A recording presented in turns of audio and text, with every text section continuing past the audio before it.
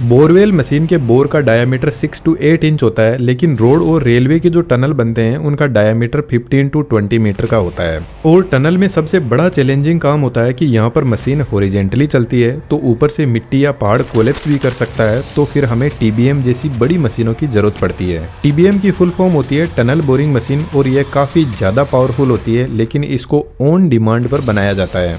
जहां पर भी टनल बनानी है वहां पर पहले चेक किया जाता है कि वहां की मिट्टी या फिर पहाड़ है तो रॉक्स कितने मजबूत है, और फिर उनके हिसाब से मशीन को डिजाइन किया जाता है। यह जो आप टीबीएम मशीन देख रहे हो, यह पहाड़ों को तोड़कर टनल बनाने का काम करती है। इसकी लेंथ 100 मीटर से भी ज्यादा है, और यहाँ पर मल्टीपल ट्रेलिंग यूनिट होती है, तो इन सभी यूनिट को ट्रक पर लाकर ऑन साइट पर असेंबल किया जाता है। मशीन के सबसे आगे इसका कटर हेड होता है जो स्टोन की बारीक कटिंग करता है। आपको जानकर हैरानी हो सकती है कि वर्ल्ड की लार्जेस्ट टीबीएम मशीन का कटर हेड 20 मीटर डायमीटर का है।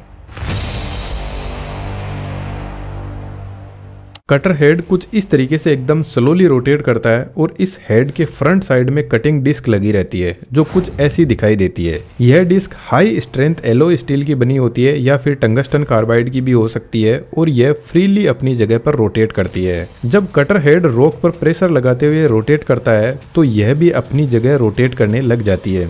अब इस कटर हेड में इसके डायमीटर के हिसाब से यहाँ पर कटिंग डिस्क लगी रहती है। जैसे यह बड़ी साइज की मशीन है तो यहाँ पर 42 कटिंग डिस्क लगी हुई है, लेकिन इन डिस्क के बीच में दूरी बहुत ज्यादा है, तो एक्चुअल में कटिंग कैसे करती है वह देखना इंटरेस्टिंग होगा। सिंप्लिसिटी के लिए हम सिर्फ 3 ही डिस्क लेते हैं। कटर हेड इन डिस्क पर जबरदस्त फोर्स लगाता है। अब रॉक और कटर हेड के बीच में यह डिस्क रहती है, और यह डिस्क रॉक के अंदर ऐसे लाइन बनाते हुए क्रैक्स बना देगी।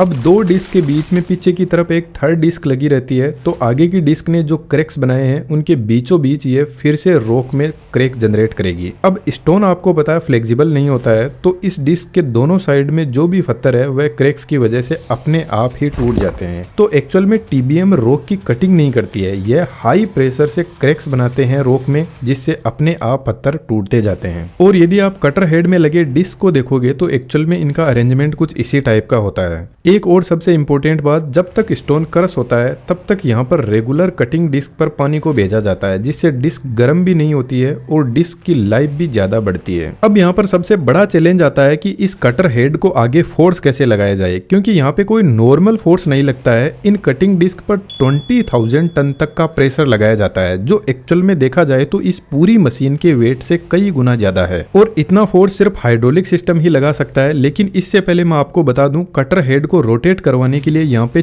4 रेडियल पिस्टन हाइड्रोलिक मोटर लगी रहती है। कुछ टीबीएम मशीन इलेक्ट्रिक मोटर भी यूज करती है, लेकिन यहाँ पे हमें हाई टॉर्क की जरूरत पड़ती है, तो फिर यहाँ पर हाइड्रोलिक मोटर को प्लेस किया जाता है, जिनको डायरेक्टली हम इस हेड के बड़े गियर से कनेक्ट कर सकते हैं। अब दोस्तों, इस तरीके से जब बड़ी मशीनों की टेक्नोलॉजी को हम विजुअलाइज करते हैं तो चीजें बहुत अच्छे से समझ आती है, और इसके पीछे काम करता है एक बेहतरीन एनिमेशन, जो आज के टाइम की काफी डिमांडिंग स्किल है। यदि आप भी इस टाइप का एनिमेशन सीखने में इंटरेस्टेड हो तो रिसेंटली हमने एडवांस 3D एनिमेशन का कोर्स लॉन्च किया है, जिसमें completely A to Z 3D animation को कवर किया गया है, और साथ में डाउट्स के लिए हमारी तरफ से एनी टाइम सपोर्ट रहता है। और अच्छी बात यह है कि कोर्स रेगुलर अपडेट होता रहता है। तो बहुत ही शानदार दीपावली का फेस्टिवल आ रहा है, आप सभी के पास में अच्छा खासा टाइम है। यदि आप सीखने में इंटरेस्टेड हो तो डिस्क्रिप्शन में डिटेल्स अवेलेबल है, जरूर से चेकआउट कीजिएगा।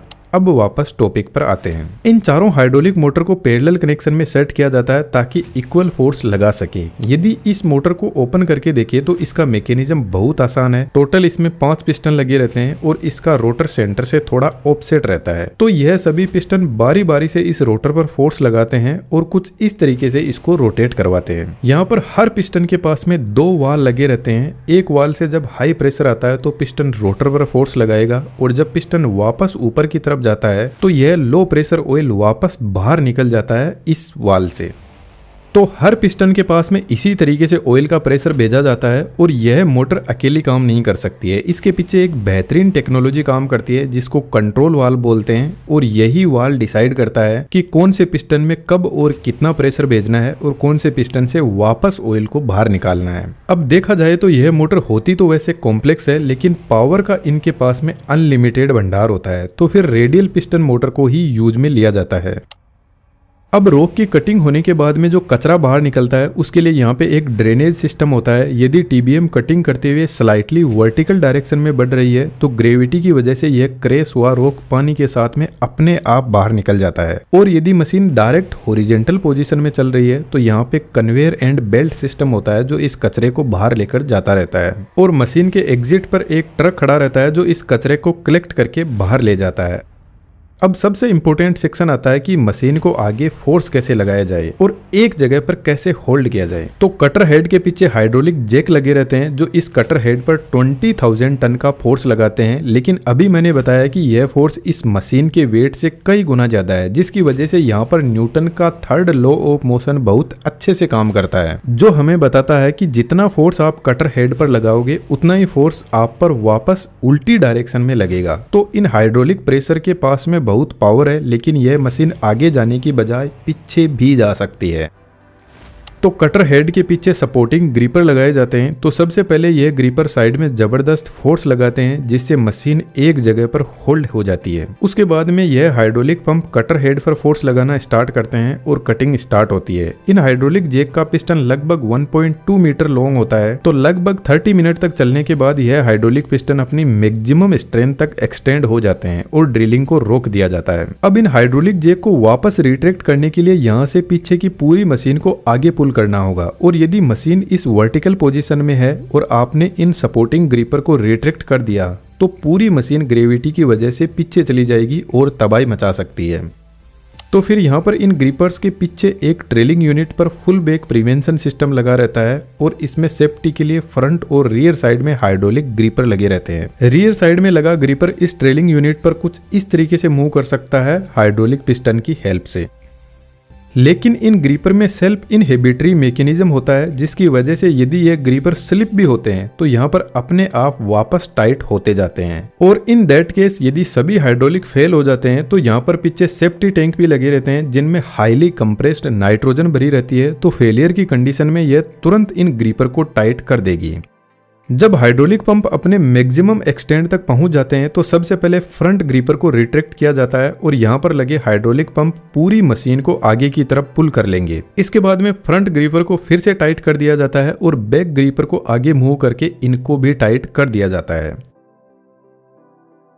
जब यह सब हो जाता है तो यहाँ पर लगे मेन साइड ग्रिपर को रिलीज किया जाता है और आगे इस यूनिट को मूव किया जाता है। आगे मूव करने के बाद में वापस ग्रिपर अपना फोर्स दोनों साइड में लगाते हैं और आगे की ड्रिलिंग स्टार्ट करते हैं।